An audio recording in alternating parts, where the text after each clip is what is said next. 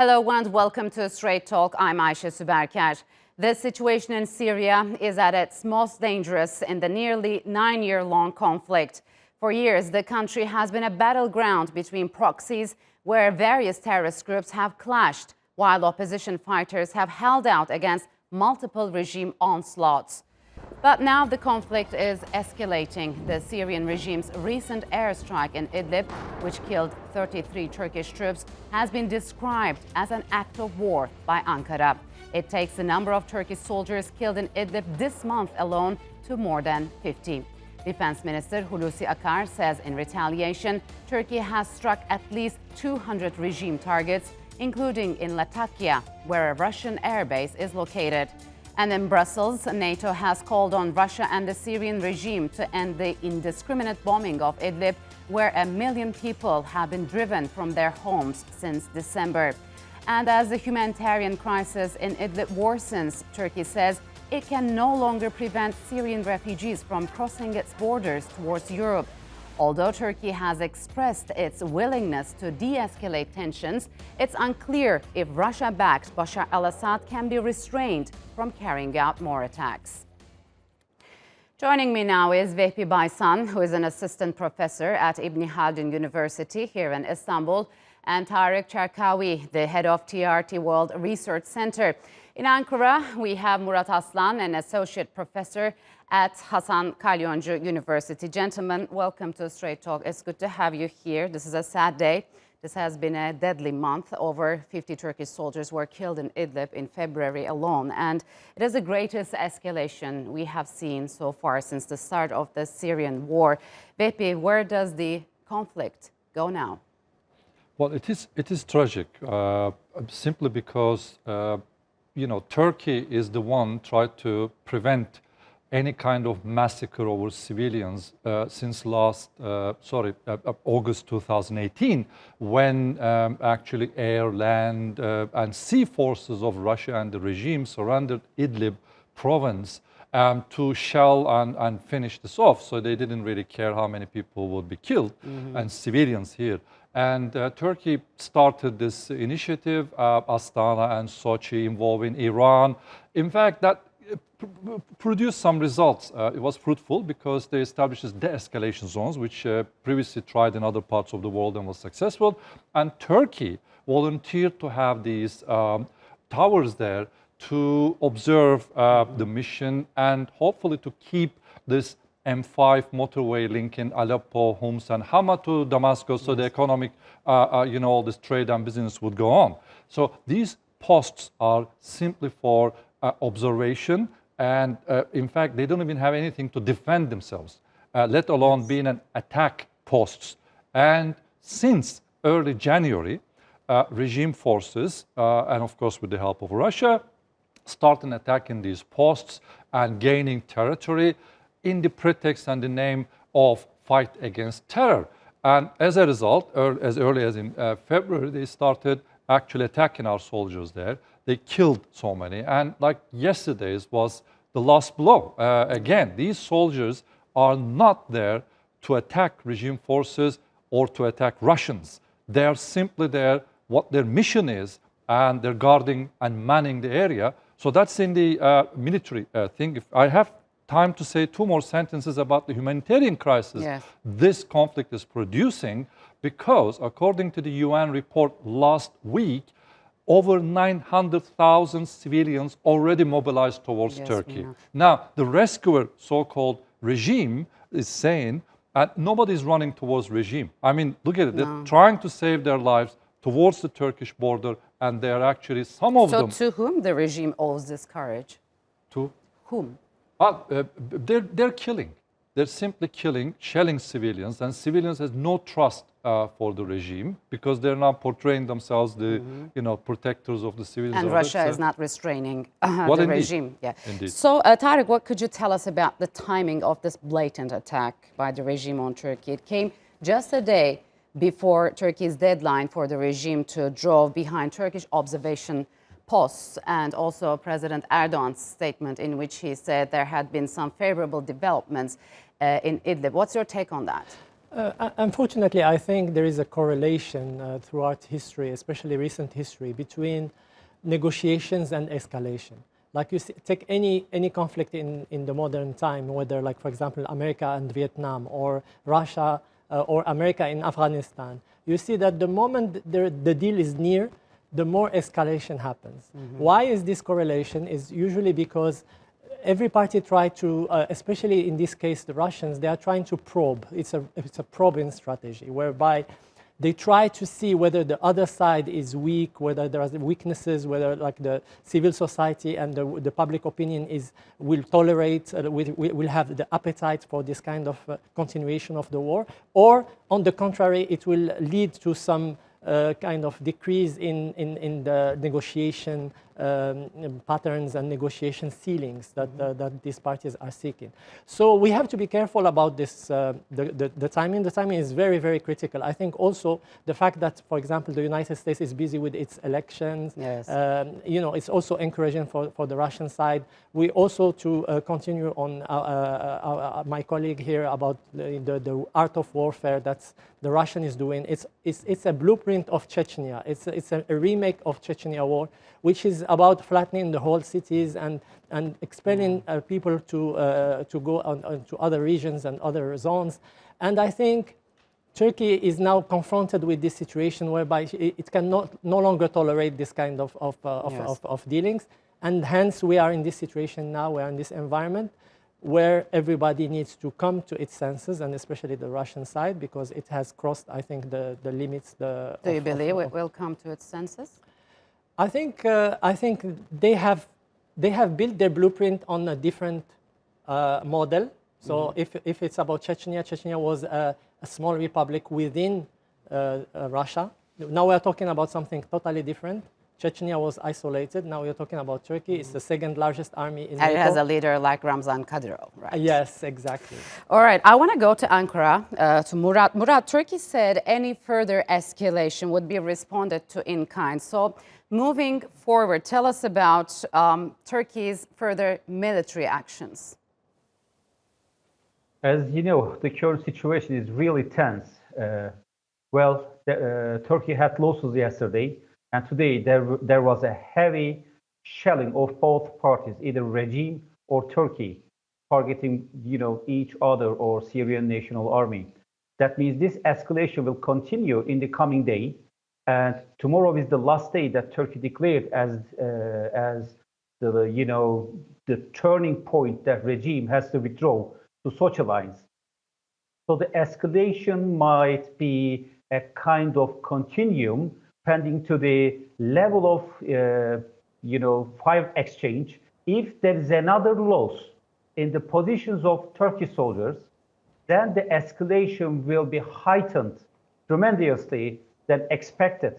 And in the coming days, the maneuver units may mobilize, and later then they can just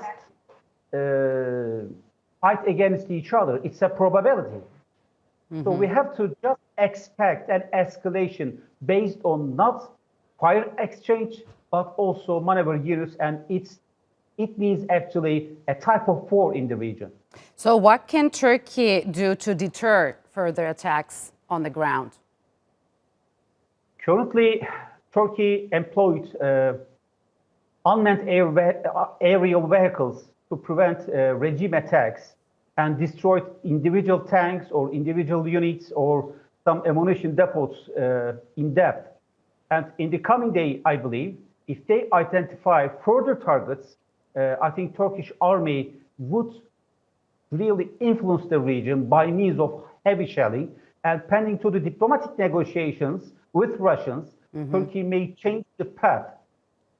Yeah, I'm going to get into the diplomatic channels there. They remain open at the moment. But today, as you all know, NATO held an emergency meeting upon Turkey's request. And at the press conference, NATO Secretary General expressed solidarity with Turkey and called on Russia and the regime to stop these indiscriminate attacks on civilians. He also had this to say. Let's listen to him. NATO allies provide support for Turkey today. We augment their air defenses. We have AWACS plane helping to patrol the skies. And we also have port visits and provide support in other ways. But allies are constantly looking into what more they can do to provide further support for Turkey. So it seems NATO members are exploring ways to help Turkey further. So Vehbi, how specifically can NATO help Turkey? Well, I think they should have involved much earlier, not But it's after too late. what's happening. Too late to say this. I think they should take active role because there's nothing in the region to deter the regime forces because they're determined to kill anyone and everyone there, as Grozny model we have spoken here. They were going to do it August 2018. I mean, they don't care. They did it in Mosul, by the way, in the pretext of rescuing Mosul and saving them from ISIS. They shut everything, no news, nothing. And then when they opened up, said Mosul operation ended. We don't know how many people got killed, but there was, everything was destroyed. Now, NATO at least should be a deterring force against Russia, against regime. What is very, I think, really bitter here is that such an ally that in the recent years, Turkey and Russia established good relations. They're buying this S-400s. Despite Turkey having a lot of international difficulties, Turkey was determined because they said, we promised. So we went ahead and etc. I mean, how is Russia going to bear this stain on their history? Because they are assisting a regime who are killing people indiscriminately, including the surges.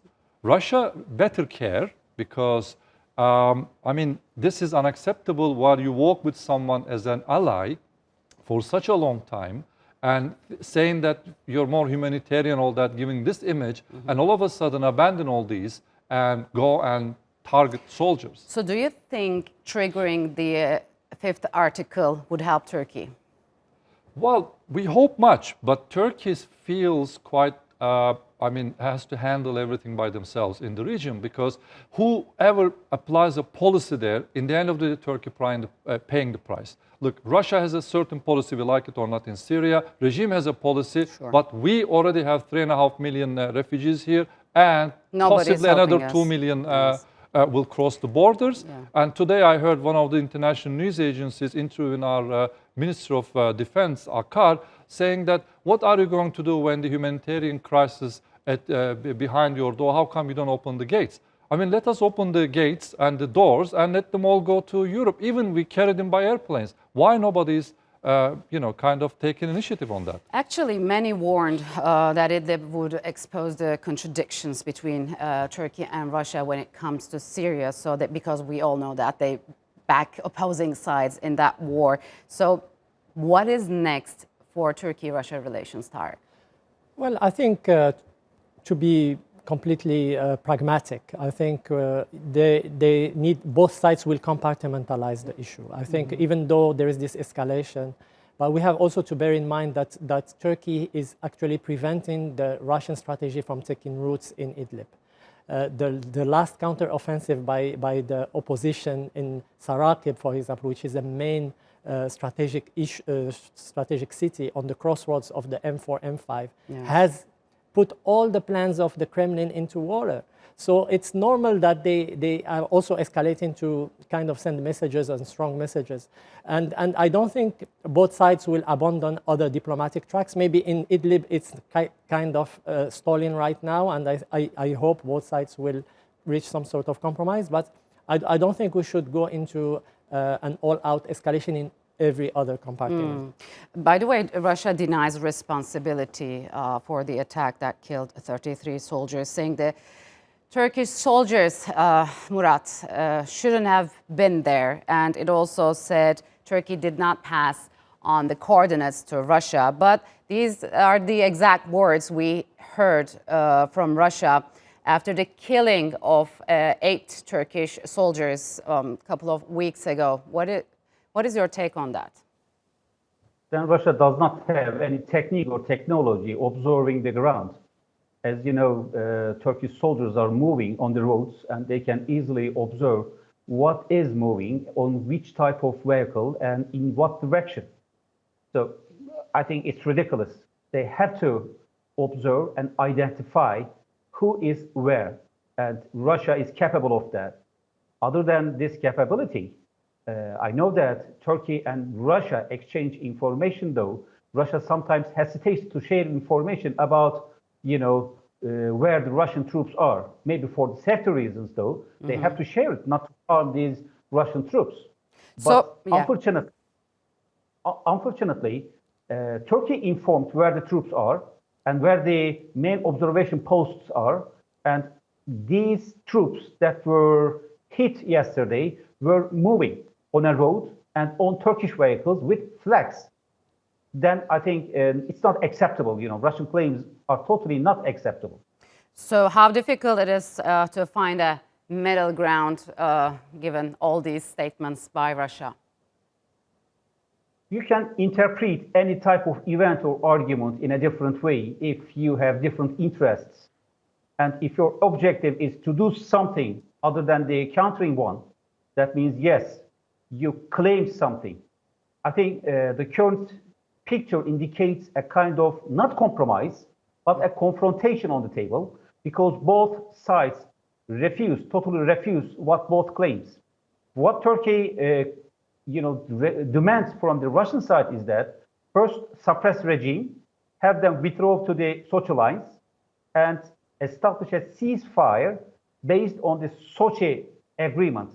But what they demand is just to offer a map that all the displaced persons be housed in a narrow area, and just facilitate a kind of demographic cleansing in the region. So it's a total different interest and objective. So it seems quite difficult that the two sides will reach a common ground because, neither side is backing down. Can Sochi agreement be reinforced? Well, we very much hope so, because the Russian delegation is still in Ankara and negotiations continue. And what we heard today, Putin and Erdogan also discussing. But actually, but overall, this is our expectation, because they invested a lot in this Sochi agreement. And also, not to forget, we have the Adana agreement as well, earlier with the regime safeguarding the borders, etc. But from the military perspective, I think both sides, Russia and Turkey, wouldn't like to kind of get into conflict. From the humanitarian side, all these humanitarian agencies supposed to be responsible from the refugees, nowhere to be seen. Yes. A couple of days ago, the UN High Commission for Refugees said that actually there's a tragic event taking place there. I'm sure the refugees will be very happy to hear this, but it's not. You got to be there. Someone has to take care of it. Turkey has no legal obligation under international law to open the doors and allow these people. Yeah. Yes, we do. I'm not complaining about that. We already have 3.5 million, etc. But they have no legal obligation for that. And I wonder, if Turkey didn't help them, who would? If Turkey didn't help these people in Idlib, who would do? You see, so that's really problematic. Yes. On the other hand, Tarek, we don't get to hear from Iran. Although, we know that it's dealing with this coronavirus. And on the other hand, it seems like the US have been giving these supportive messages to Turkey. Do you believe Turkey will move closer to the US in the coming period? What's the state of bilateral ties? It's very interesting. The situation is indeed very fluid. But coming to your question on Iran, I think Iran is an integral part of the offensive against Idlib.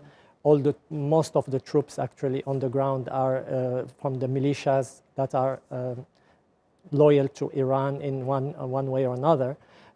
This complicates further because there is now another agenda, the Iranian agenda. They were initially not interested in Idlib before, like a year ago. They were not very interested. They were fighting in other fronts because they were primarily interested to establishing the route between Tehran to the Mediterranean Sea. But this time, we've seen a massive involvement from the Iranian militias, which is very, very problematic because there is another now a sectarian agenda on the table, which mixed with the other ethnic cleansing that my colleague has brought here is very problematic for Turkey, because it means it's not going to stop just in Syria. It might come to inside the borders of Turkey and create a lot more problems moving forward. So the American take on this is also interesting. We've seen some movement, some positive movement from President Trump and from the State Department. However, the Pentagon is still not singing the same tune. So unless the administration has its act together, it's not going to be of much help to the Turkish disposition. Yeah, we all know that Turkey's current operation in Idlib is being done without air cover. Murat, I want to get back to you, as we all know that the airspace is controlled by Russia. If a no-fly zone somehow implemented in Idlib, how would it come about? And do you believe that the United States could help Turkey declaring a no-fly zone over Syria? United Nations Security Council is the authority to declare such a no-fly zone, though Russia is a member and has veto power. Then UN is out of the game. On the other hand, if the United States or NATO announces that there must be a no-fly zone, Russia may counter, and it's a potential friction between them and also Turkey.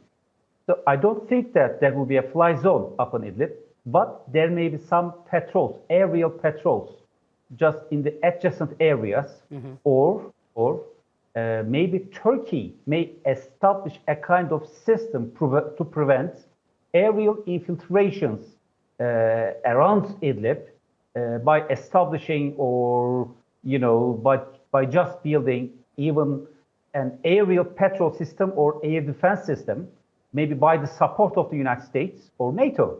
So no-fly zone is not probable, but some measures might be taken into consideration. So NATO may help, at least in this respect. So Vehbi, why Idlib is so crucial for Turkey, and why is Turkey putting so much at stake for this region? Well, I think the primary aim, which is not voiced too much, because we're focusing on the military side, humanitarian side, refugees, all the rest of it. But Turkey, at the beginning of, or when the massacres began at Syria, had to make a choice.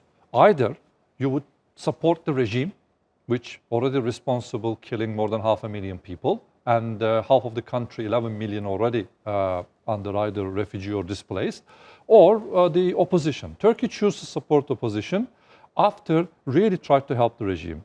I mean, it's openly supporting. Now, I think what Turkey in Ankara they're discussing is that the regime may win the battle here, but it's not going to win the war, you see, because without an opposition contribution to the Syria's future, regime cannot safeguard itself there. Yes. So therefore, Idlib is important for Turkey because Turkey is backing the opposition. But when we say opposition, the regime puts everyone in the same basket, which is like HTS, which is and also other terror organizations. So Turkey refused to support them because they're already in the terror list of Turkey anyhow. Therefore, Turkey putting this much effort from the humanitarian point of view, and as well as to build a better future for Syria. Do you agree if Idlib falls, Turkey's security zone will be in danger?